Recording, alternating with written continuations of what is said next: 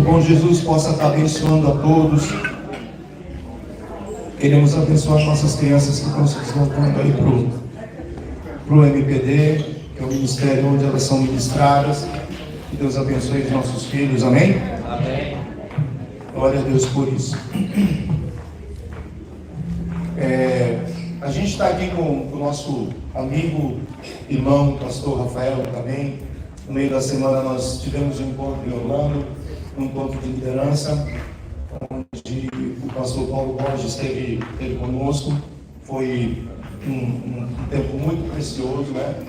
Eu creio que o Senhor está além das fronteiras, conectando a igreja, entendendo que existe só um reino, só um governo, que é o governo de Deus. E aqui na terra, Deus, Ele usa as pessoas para poder ser esses semeadores, né?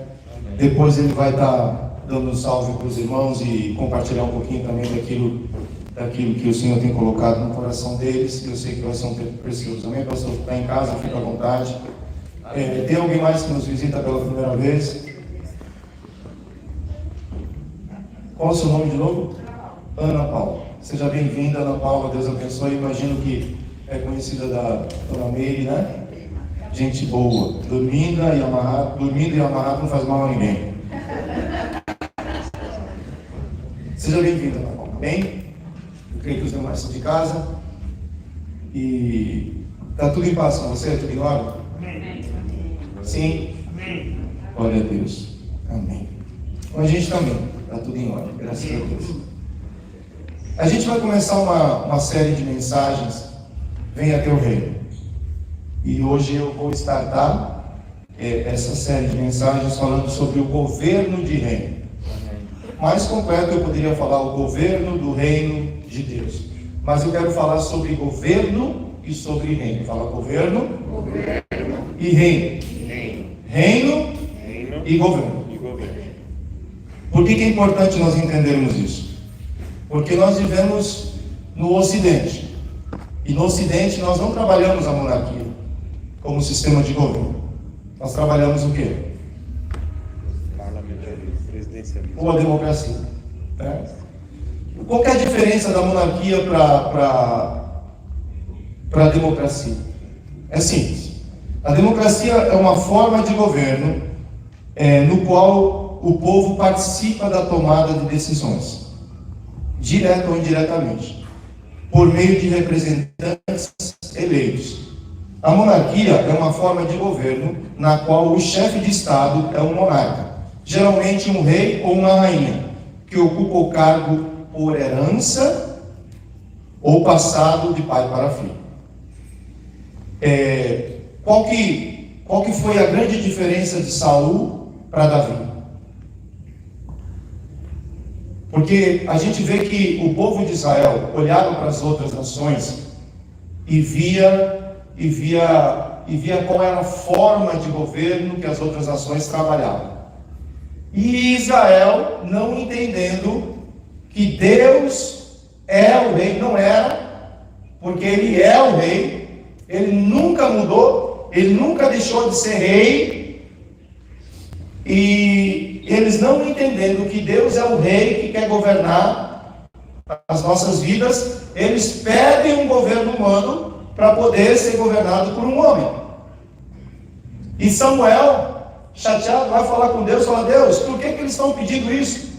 Aí Deus fala assim: não se preocupe não, Samuel, o problema não é contigo, dê a eles um rei. Eles querem um rei para que eles sejam governados pelo rei? Tudo bem, é um governo humano, mas fala para eles como é que um governo humano governa. Aí ele traz uma série de situações que iriam acontecer. Esse governo ia dominar, ia extrair os benefícios financeiramente, eles iam ser oprimidos, e uma série de situações. Mas mesmo assim o homem preferiu o governo do homem.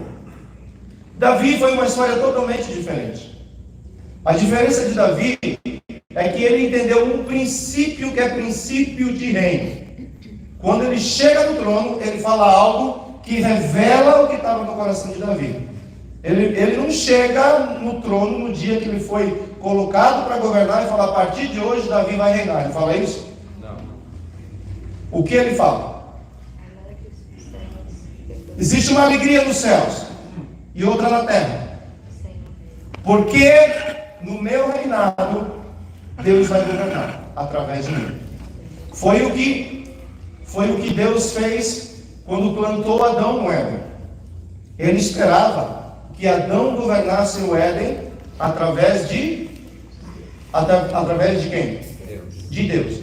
Ele fala: nessa terra, Adão, você vai frutificar, você vai multiplicar e você vai governar. Por que a busca de poder? Por que o homem busca tanto a questão da independência? Porque dentro do homem existe essa questão de governo.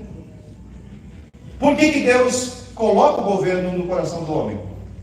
Porque partindo do Éden, a partir desse momento, o homem precisava governar e make sure que Deus, através do homem, de geração após geração, o reino de Deus pudesse ser estabelecido na terra. Por que Jesus teve que vir como homem? Porque o homem não entendeu o propósito de governar, que Deus quer governar a terra através do homem. É simples. Se você entendeu isso, o resto da mensagem é só um complemento. Na sua casa, Deus quer governar. Quem é que Deus vai usar? Eu. Homem, fala homem. Homem. Às vezes nós misturamos sacerdócio com líder do lar. Todos nós somos sacerdotes, certo? Inclusive as mulheres, correto? Certo. Mas o líder do lar é quem? Homem. O homem. O homem. O que o diabo fez quando ele chega no Éden? Ele inverte os papéis. Ele coloca a mulher como sendo aquela que iria tomar a decisão do lar. E Adão como aquele que concorda com a decisão que foi tomada. Então ele, invertendo os papéis, ele quebra o princípio de Deus e automaticamente acaba cortando, cancelando o governo, o modelo que Deus tinha estabelecido. E a partir daí é uma sucessão de problemas e situações. Amém? Vocês entendem o que eu estou falando, não? Para entender a respeito de reino, é preciso compreender a função de um rei. Na monarquia, o rei pode tomar a decisão que quiser, quando ele quiser, com quem ele quiser, com o propósito que ele quiser. Essa é a autonomia e a autoridade que o rei tem. Por isso que o nosso rei Jesus, ele é soberano. Ele é soberano, ele tem todo o poder nas mãos dele. César, quando Jesus chega no Império Romano, já tinha um Quírios, que era César. César falava e isso era lei. E quando Jesus chega se apresentando como um outro Quírios, isso gerou um conflito de reino. Porque a partir desse momento, um novo rei estava sendo levantado. Por que Herodes queria matar todas as crianças? Porque ele queria garantir o governo dele. Se tem um novo rei, eu preciso matar esse rei. Isso é império. O império, ele é imposto. O governo, o reino de Deus, é uma virtude que recebemos e carregamos dentro de nós. Amém. Lucas 17:20. Interrogado pelos fariseus sobre quando viria o reino de Deus, Jesus lhes respondeu: não vem o reino de Deus com visível, nem dirão, ei-lo aqui ou ei-lo lá, porque o reino de Deus está onde? Está onde? Dentro de nós. Amém. É a semente que gera vida de dentro para fora. Vai chegar um momento que essa semente vai produzir frutos. E eles são visíveis. Mas primeiro o reino é estabelecido dentro da pessoa. Amém. Por que os religiosos não entendiam isso daí? Porque eles estavam muito preocupados com a aparência, com aquilo que eu faço, com aquilo que eu toco, com aquilo que eu não toco, como eu me visto, tal. E Jesus está falando assim: não se importe muito com aquilo que você faz, mas se importe totalmente com aquilo que você é. Porque se você for, você vai naturalmente ser e produzir esses frutos. Na sua primeira vinda, esse sempre foi o grande desafio dos judeus, porque eles esperavam um rei que visivelmente libertasse eles daquela opressão que o Império Romano estava colocando sobre eles. Então eles estavam esperando aquele rei que voltará um dia sobre um cavalo branco, com uma espada nas mãos, vestido todo de branco, a sua boca é o verbo de Deus, os seus olhos como olhos de fogo, ele é o Senhor da terra. Esse rei voltará, mas só que eles estavam esperando esse rei na primeira vinda. Esse primeiro rei que veio nessa primeira vinda, ele veio como um rei que teria que morrer como uma ovelha muda no seu matadouro. Por isso eles não conseguiram entender, porque essa libertação que Jesus veio trazer na sua primeira vinda era espiritual e não física. Vai chegar o momento que Deus vai libertar tanto a parte espiritual, como novos céus e nova terra serão feitos. Amém. Isso acontecerá na segunda vinda. E os fariseus e os religiosos não conseguiram, a religião não consegue entender essas coisas. Porque o reino está dentro. Eu falo, o reino está dentro de mim. Dentro de mim. 2 Coríntios 7,4. Temos, porém, esse tesouro onde? Em vasos de barro, para que se veja que a excelência do poder provém de Deus e não de nós. Mesmo com todas as limitações de um vaso simples, Deus coloca o coração dele dentro de um vaso de barro. Por que Jesus fala que era necessário ele ir ao Pai? Porque se ele não fosse para o Pai, ele não iria semear o Espírito. E quando ele semeia o Espírito, ele semeia em um vaso de barro.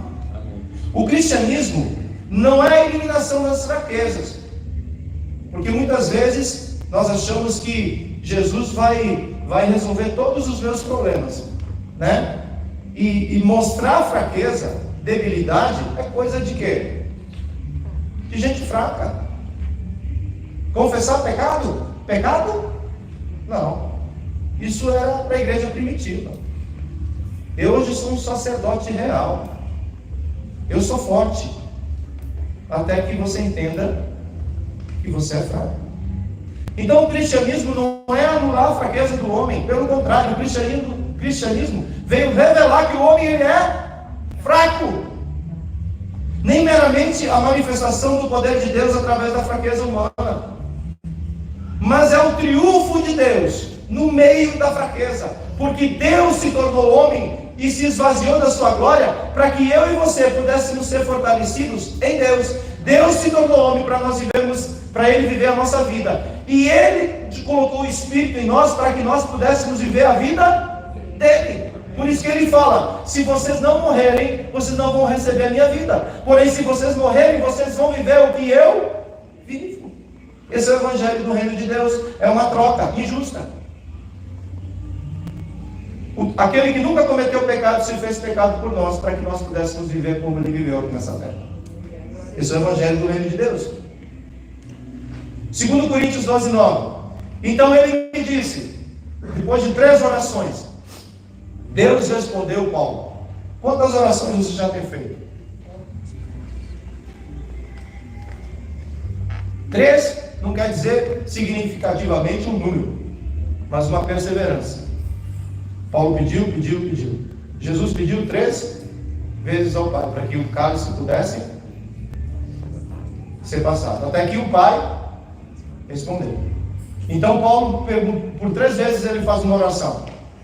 Para Paulo, essa oração respondida ia facilitar a vida dele. Você entende o que eu estou falando? Não? Você já falou isso? Jesus, se você responder essa minha oração, você vai facilitar a minha vida.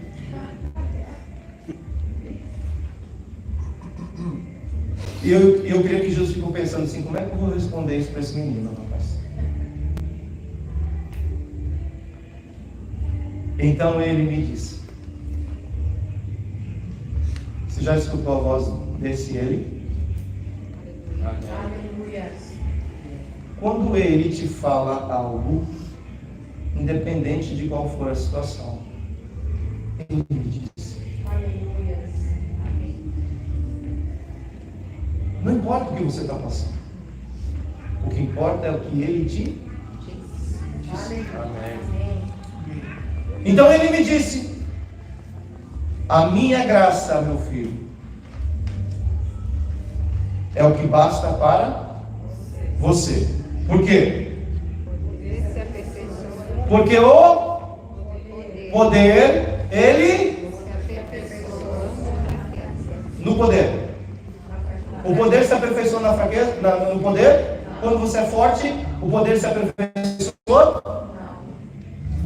O poder se aperfeiçoa na sua fraqueza. De boa vontade. Olha o que eu falo. De boa vontade, pois, me gloriarei nas fraquezas, para que sobre mim repouse o quê? O poder de Cristo. O poder de Cristo, ele repousa sobre mim e sobre você por causa do quê? Que está escrito aqui? Por causa da minha fraqueza. É por isso que Jesus veio dizer para Paulo: tudo você pode em mim, Paulo, porque sou eu, teu Senhor, que te fortalece. Amém. É na força do Senhor, é quando eu digo eu não dou conta, que Jesus fala assim: você chegou no lugar que eu queria que você chegasse.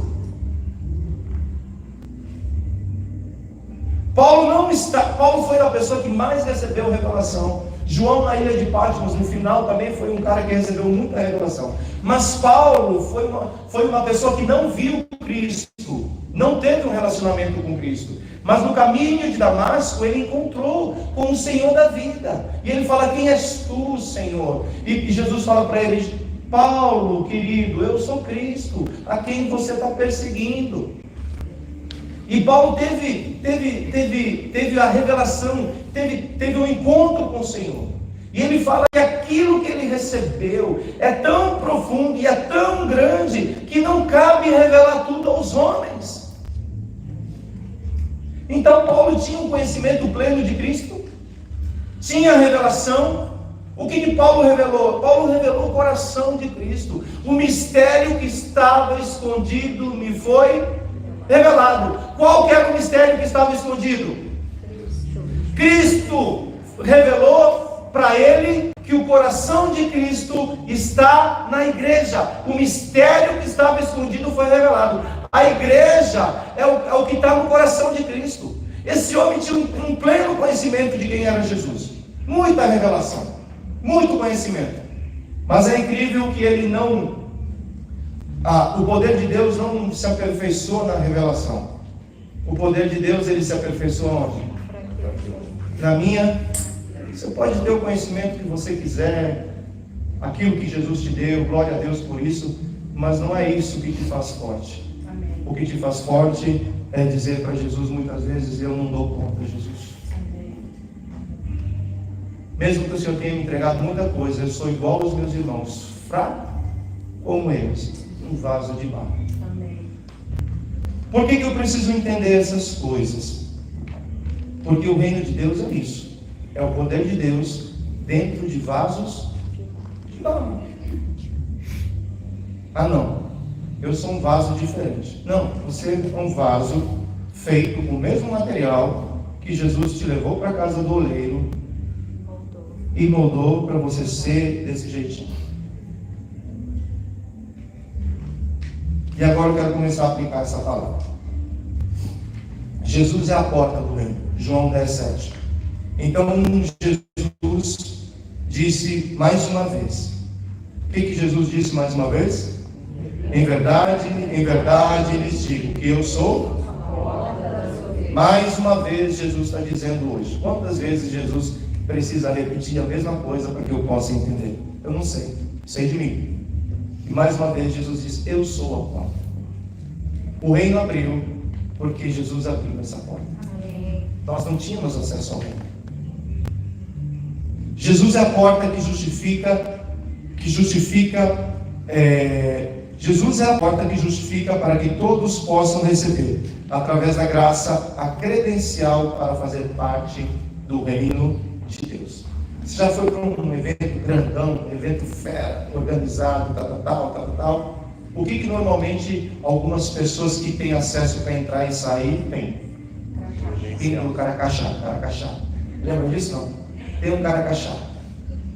E essa credencial credencia ele a entrar e sair pela porta ou pelo acesso, o que for.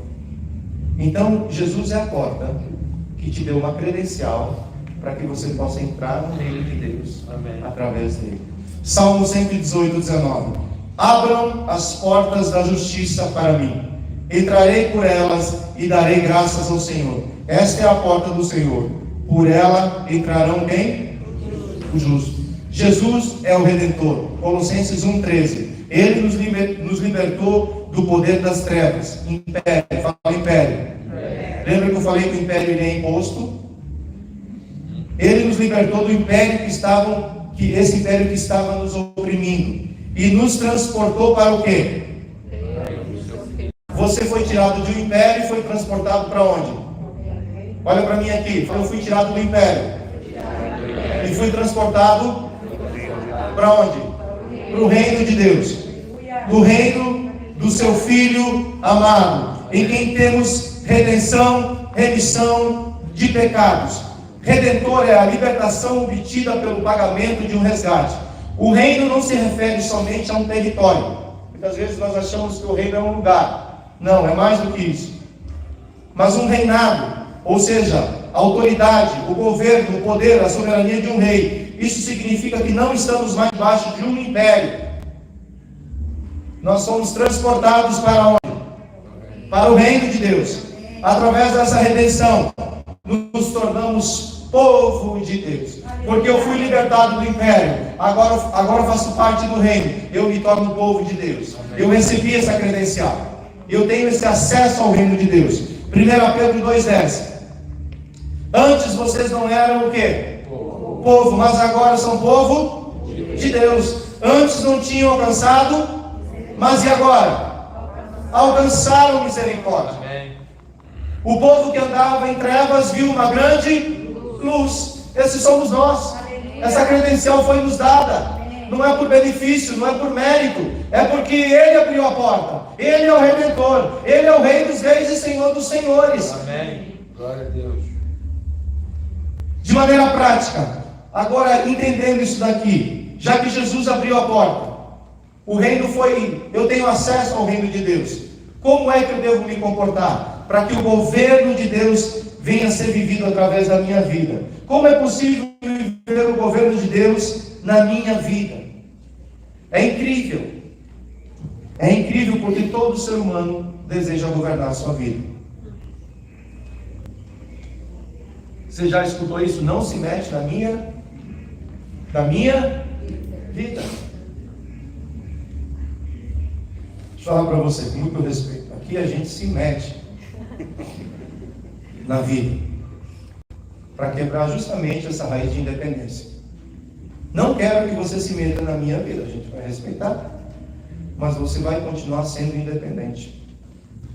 Você vai ter dificuldade de entender reino. Porque enquanto você governa, você não precisa do governo de Deus. Mas quando você fala, eu não dou conta, Deus, venha o teu, a partir daí, você vai entender o que Deus tem para mim e para você. Mateus 6:9. Portanto, orem Assim, como que devemos orar? Pai nosso, que está onde?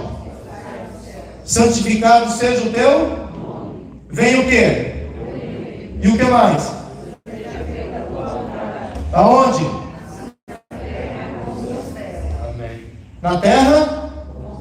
Como? No céu. Por que Jesus ensina os discípulos? Por que Jesus não ensina os discípulos assim? Clame para que o poder de Deus venha a ser revelado aqui na terra. Ele ensina isso? Não.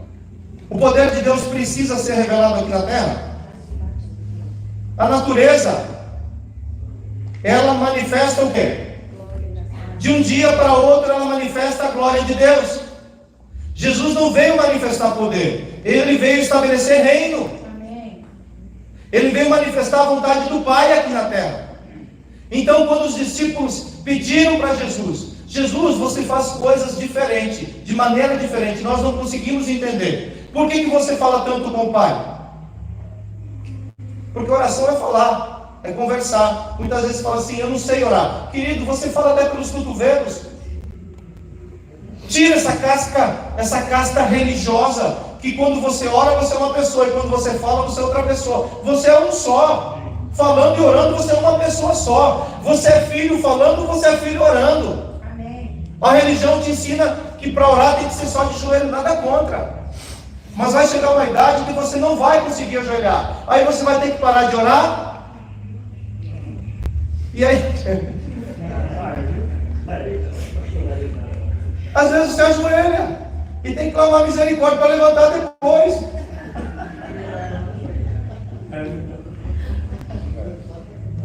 Me livra desses ossos secos, Jesus. Ressuscita esse homem. Ressuscita esse homem que está orando.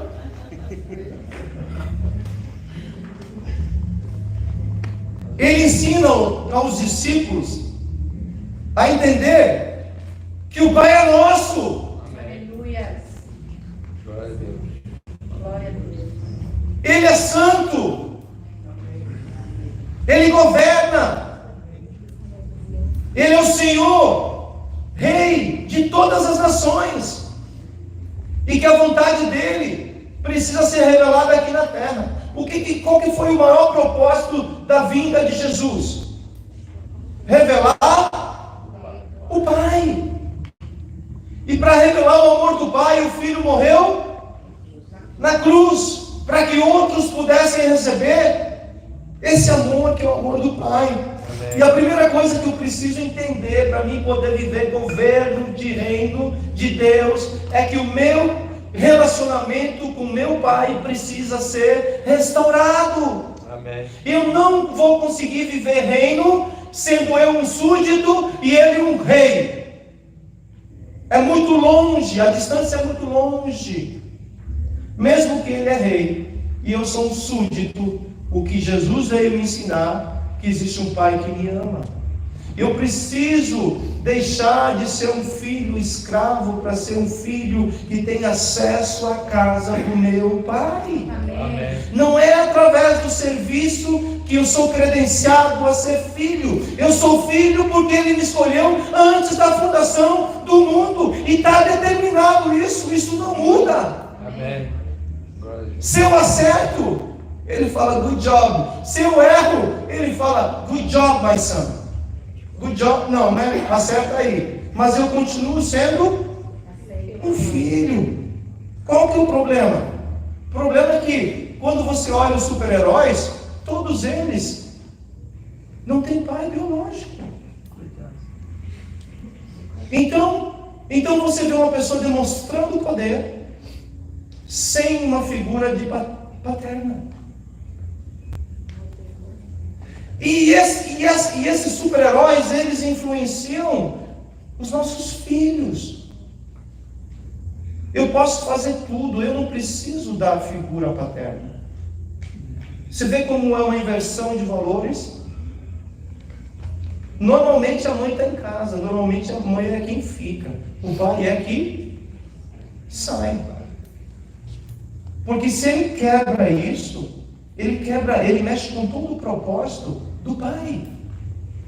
Fica difícil entender pai sem o pai estar perto. Às vezes o Pai está perto, mas não está presente. O nosso Deus é um Deus presente.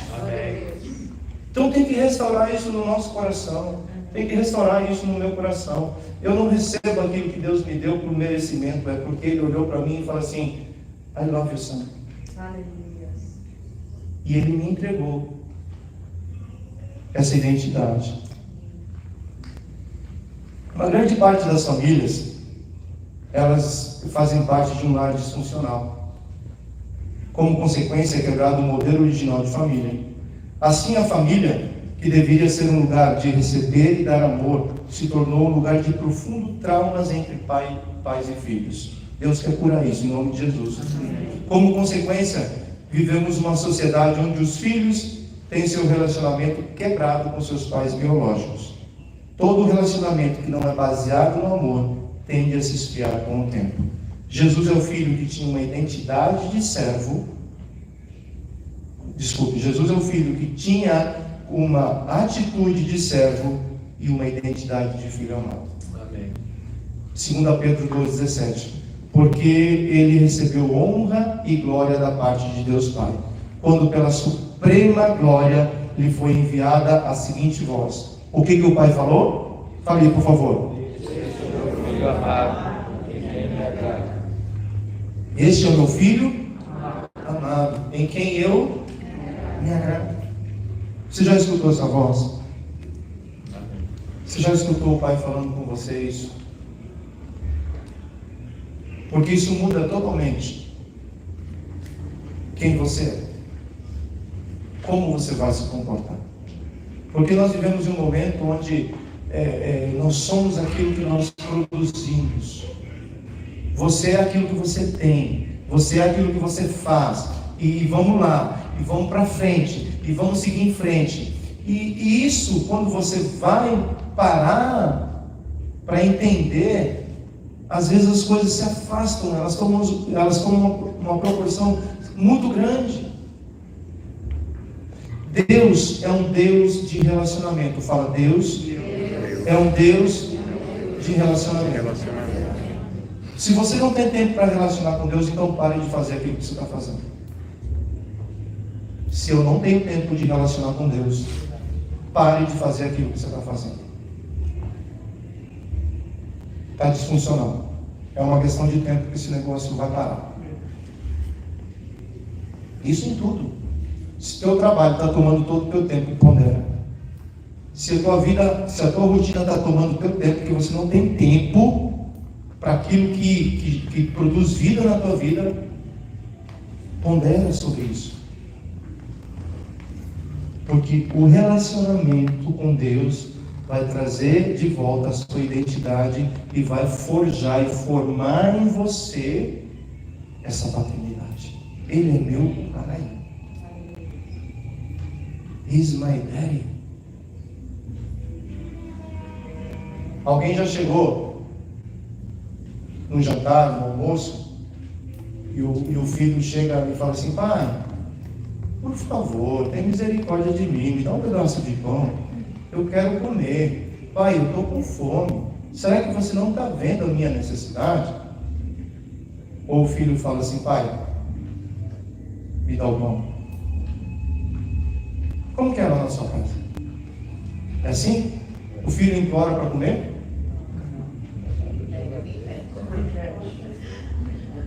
Muitas vezes a gente implora.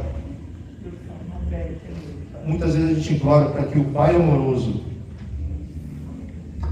Ele possa atuar como Pai na minha vida. Você é um filho. Assenta-te à mesa. O Salmo fala que ele tem uma mesa. A mesa está preparada. Já senta à mesa. Come do pão que está à mesa. O banquete já está posto. Por que nós ficamos mendigando espiritualmente? Porque nós não entendemos a nossa identidade. Aí nós servimos um Deus que eu sirvo o meu Deus para Ele me abençoar. É tão pouco isso, gente, me desculpe. Porque o teu Deus, Ele já te abençoou antes de te conhecer. Esse é o amor do Pai. Esse é o amor de Deus. E porque Ele te ama, Ele cuida de você. Amém. Mas a questão não está nessa troca, no dar e recebe. Porque o meu cachorrinho, eu creio que para ele eu sou o Deus dele. Pela manhã cedo ele chega perto de mim, me dá uns beijinhos, abana o rabo, e eu sei o que ele quer comer. Aí eu dou comida, ele dá mais 2 abanadas do rabo e vai dormir. Me deixa sozinho.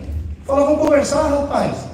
Não, é porque agora ele já supriu a necessidade dele. Ele já teve a necessidade dele suprida. Então eu estou chegando à conclusão que o relacionamento que o Hector quer ter comigo é um relacionamento de interesse.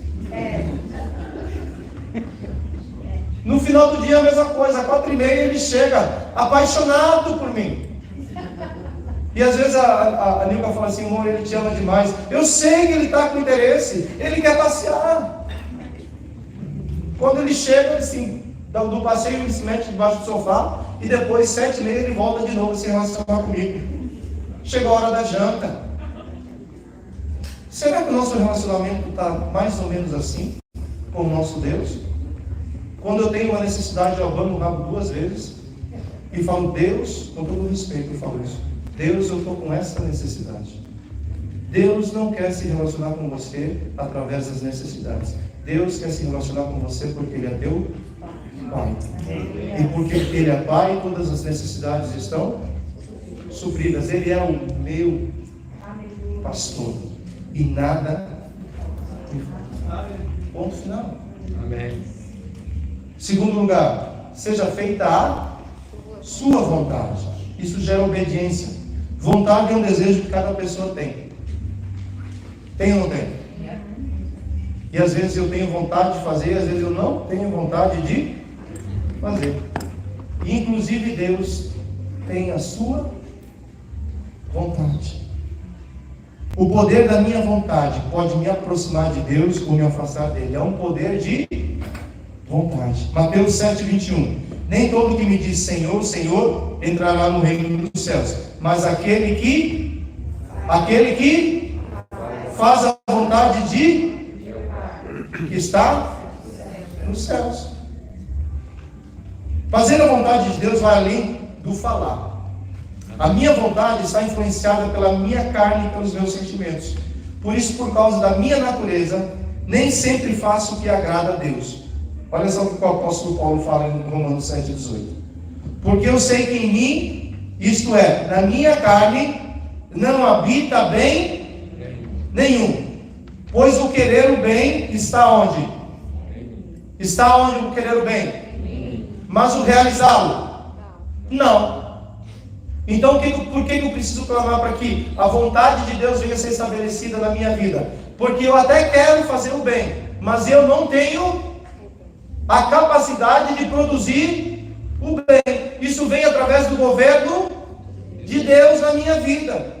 Porque não faço o bem que quero, mas o mal que não quero, esse acabo fazendo. Mas o que não quero, está parecendo uma tupi, né? É uma mistura de linguagem aqui, quero, não quero, quero, não quero, quero ou não quero? Eu quero, mas não consigo. Quero, mas não posso. Por que não pode? Porque se Ele não me fortalecer, eu não faço nada. Simples assim. Mas se eu faço o que eu não quero, já não sou eu quem faz, e sim o pecado que habita em mim. Como é possível reverter esse quadro? Só existe uma maneira de reverter esse quadro: mudando a minha maneira de pensar. Fala, mudando a minha maneira de pensar. Romanos 12:2. E não vivam conforme os padrões, conforme a vontade desse mundo. Ela está aí, ela faz parte, ela te convida todos os dias para fazer a vontade do mundo, dentro da sua vida, dentro da sua casa. Está ou não está? O padrão do mundo está aí. É uma vontade, é um império que está sendo imposto. E se nós não tivermos cuidado, isso entra aonde? Aonde que isso entra? Na minha mente. Então eu tenho o conceito do bem, mas não consigo praticar o bem. Por quê? Porque eu não mudei a minha maneira de pensar. Mas deixem que Deus os transforme pela renovação da mente. É deixar, é permitir, para que possam experimentar. Aí vem o resultado. Quando eu permito Deus mudar mudar os meus conceitos. Tem conceito que Deus tem que mudar na sua vida? Sim. Tem duas pessoas que têm, o resto está tudo com a mente transformada, glória a Deus. Uma metanoia transformada, perfeita. Eu sei que tem conceitos que nós estabelecemos e a gente fala assim, Deus, aqui nem você mexe. É ou não é? Porque é a minha vontade. Por que as pessoas quebram o relacionamento? Porque estão querendo fazer a vontade própria, simples. Quando a Bíblia chama marido e mulher para trilhar uma vida, até que a morte os separe. Se a vontade não morrer, provavelmente vai morrer o relacionamento. Porque eu tenho a minha vontade. E Deus tem a vontade dele. Quando Deus formou essa família, essa coisa linda, Ele formou através da vontade dele. Mas o homem quer estabelecer a vontade própria. Jesus é o rei que governa. Mateus 28, 18. Jesus, aproximando-se, falou-lhes, dizendo, todo o quê?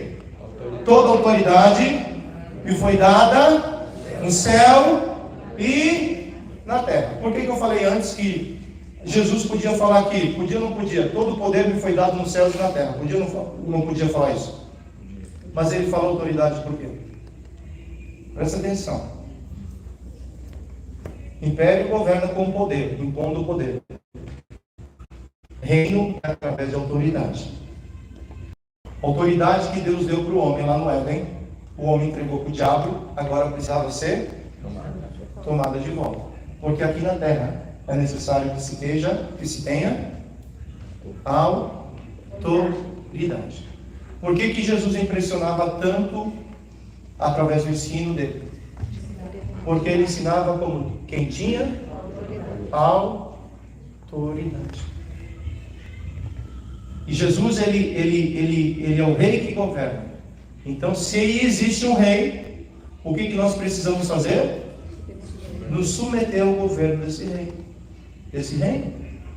Mas eu tenho meus conceitos. Mas é simples. Se você ainda continua com seus conceitos, é porque a cultura de reino ainda talvez não entrou no teu coração. Quando a cultura de reino entrar no teu coração, quando a cultura de reino entrar no meu coração, ela vai quebrar todos os conceitos. Por que era tão difícil para os religiosos escutarem Jesus? Se os conceitos não são quebrados, você vai ter dificuldade de escutar o Evangelho do Reino. Porque o Evangelho do Reino quebra conceito e preconceito. Amém. Por que os religiosos que ensinavam tinham tanta dificuldade de escutar Jesus? Porque tinha que lavar as mãos, tinha que lavar os pés, tinha que não sei o que. E Jesus fala assim, vocês são lavados pela lavagem da própria palavra. Vivemos em uma época de superficialidade. Como consequência, alguém até pode dizer, todo caminho leva para Roma. Tudo é a mesma coisa. Falou em nome de Jesus, tudo é Evangelho do Reino de Deus. É assim ou não é? Aí, se alguém se levanta e fala assim, isso aqui é heresia. Isso aqui está errado, isso aqui não é Evangelho do Reino de Deus, não. A igreja precisa ter esse lugar. Amém. Ela precisa ocupar essa posição. Amém. Em amor, e falar assim, não, meu irmão, isso aqui não é Evangelho do Reino, não. Porque tudo é muito... Nós vivemos um momento de conhecimento e pouca experiência. Se conhece muito, porém não existe uma experiência daquilo que está sendo falado. O Evangelho não é um conhecimento, o Evangelho é uma experiência. Amém. É diferente. Amém. E essa experiência te leva ao conhecimento de Deus. Então, tudo é a mesma coisa. Não é tudo a mesma coisa. Aqueles que desejam estabelecer o governo de Deus precisam se levantar para esclarecer isso. Porque Jesus o tempo todo governou com a autoridade do Pai. Filipenses 2,9. Por isso também Deus o exaltou sobremaneira, Ele deu o nome que está acima de todo nome, para que o nome de Jesus se dobre todo joelho nos céus na terra e debaixo da terra. E toda língua confesse que Jesus Cristo é Senhor, para a glória de Deus. Em último lugar, depois que eu reconheço que Ele governa, o que tem que acontecer? Eu preciso me posicionar, buscar o governo de Deus. Amém. Atos 7,49. O céu é o meu trono. Deus está com problema de governo? Não. O céu é o trono dele, absolutamente. E a terra é o quê? Ele governa tanto nos céus como na terra. Mas ele faz uma pergunta: que casa vocês edificarão para mim? Diz o Senhor. Ou qual é o lugar do meu repouso? Todos os dias, Deus se encontrava com Adão na viração do dia. Todos os dias. Isso gerava propósito para Adão, identidade, obediência e capacitação de governo. Jesus devolveu ao homem a oportunidade de viver o reino de Deus aqui na terra para todos aqueles que agora buscam esse governo. Você vê que agora quem tem que buscar o governo de Deus? O homem. O homem não podia relacionar com Deus. Enviou quem? O filho dele para se relacionar conosco. Mas agora que o véu foi rasgado, que o novo caminho foi aberto, quem é que tem que se posicionar para buscar Deus? Se Deus quiser, não, filho, Deus já quis, Ele quer, mas Ele vai depender de mim e de você, do seu posicionamento. Eis-me aqui, Senhor, eu estou aqui. Mateus 7,33. Mas busquem em primeiro lugar o quê? O reino de Deus e a sua, e todas as outras coisas serão acrescentadas. Eu posso buscar todas as outras coisas e ter o reino acrescentado? Mas a diferença é tão pouca, é só ler o verso de trás para frente. Jesus não é bom, Deus não é bom, ele não vai entender essa adaptação que eu fiz na palavra. Ele vai entender ou não vai? Não vai entender. Não vai entender. Porque em primeiro lugar, o reino e a sua justiça. Qual área da minha e da sua vida que eu preciso colocar Deus em primeiro lugar? Se fala todas elas, eu sei que em algumas áreas eu já coloquei Deus em primeiro lugar, talvez outras não, talvez outras eu ainda estou tentando entender, teologicamente como funciona esse processo. Não busque entender aquilo que a Bíblia já explica, obedeça, se submeta, se coloque neste lugar, para que o governo de Deus possa vir sobre a minha e a sua vida. Conclusão: todo homem precisa de governo. Fala, todo homem precisa de governo. Na verdade, todos nós somos influenciados pela origem de quem está nos governando. Por isso Jesus ensina os seus discípulos a buscarem o quê?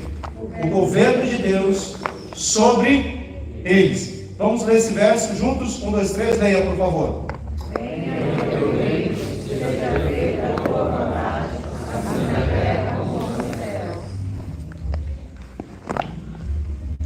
Venha o meu reino, seja feita a minha vontade, aqui na terra, como é feita aí no céu. Não é assim? Parafraseando esse verso? Não? A gente conhece a palavra, né? Mas a prática dela. Quando a gente vai orar assim: venha o meu reino, Jesus. Eu estou construindo um reino aqui na terra. Você não falou isso, não? Eu estou, em nome do reino, venha o meu reino. Tem que fazer a minha vontade para o negócio dar certo, senão não vai dar certo. E é aqui, nesse local, que eu preciso do favor de Deus. A gente negocia, a gente mexe no governo de Deus. E quando a gente mexe no governo de Deus, a gente acaba atrapalhando todo o propósito que Deus tem preparado para nós. Deus não é um rei que impõe o seu governo. Ele oferece o governo para todos aqueles que desejam viver uma vida plena. A diferença do Rei Jesus é que ele não impõe nada, ele é um rei amoroso. Amém. Ele fala: você quer receber o meu governo? Você quer receber aquilo que eu tenho preparado para você? É você que decide. Ele não impõe nada. Essa é a diferença de Jesus. Ele fala para o filho rico, para aquele jovem rico. É porque o jovem rico encontrou outro jovem rico, né? Jesus era o jovem rico que tinha e tem toda a riqueza dos céus. O jovem rico aqui da terra, ele tinha riqueza aqui. Então, é uma disputa de reino. E Jesus fala assim: deixa esse reino, cara. Eu vou te fazer rico em outro reino. E ele fala assim: não posso, não consigo, porque esse é o meu reino. Jesus quer que a gente possa ter esse entendimento pleno de reino de Deus, onde tudo aquilo que eu faço para um rei que me ama, que morreu por mim e que tem vida plena para me dar. Amém. Agora que você é um filho que entende essas coisas, você precisa mostrar esse caminho para outros, para que através da sua vida outras pessoas possam chegar ao reino do Pai. Amém. Na casa do meu pai tem muitas moradas. O reino não é meu, o reino não é teu, o reino é nosso. E tem muitos irmãos por aí que precisam escutar a respeito do teu Pai. Do teu Pai. Do teu Pai e do teu Pai. Para que eles possam conhecer quem é Deus. Amém. Não através da religião, mas através de uma pessoa viva, que vive plenamente um relacionamento com o seu Pai. Se isso acontecer no nosso coração, com certeza, é o que Jesus falou, né? Existem muitas tribos, línguas, nações que Jesus já comprou. Ele já pagou o preço por aquela vida. O que essa pessoa está precisando?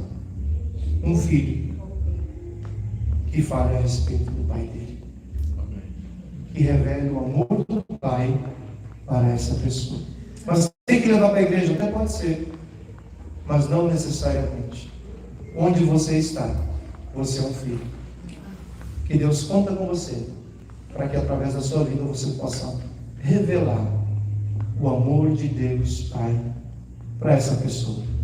Se o amor de Deus tocar no coração dessa pessoa, você estabeleceu o reino de Deus, o governo de Deus sobre a vida dela. Esse é o papel da igreja. Esse é o meu papel. Esse é o seu papel. O que é governo?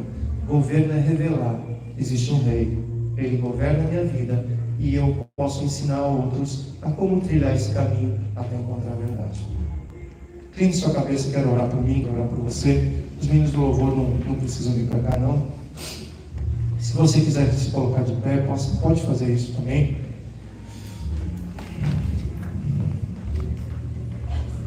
Senhor Jesus, nós queremos te louvar nessa manhã, te agradecer, porque o Senhor é nosso Pai, e estamos falando de um Pai amoroso, que enviou o seu próprio Filho, para que através dele nós pudéssemos receber vida eterna.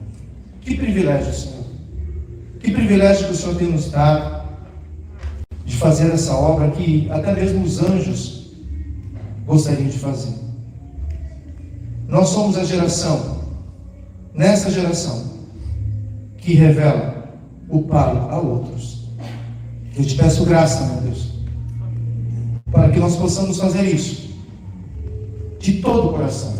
A sabedoria necessária, Pai, para que nós possamos apresentar, ó Deus, o reino de Deus, o governo de Deus, o amor de Deus a muitas pessoas. E que esse reino, esse governo, venha a ser implantado e estabelecido eternamente, Pai. Porque esse governo não terá fim. Esse governo é eterno. E para sempre nós estaremos com o nosso Rei.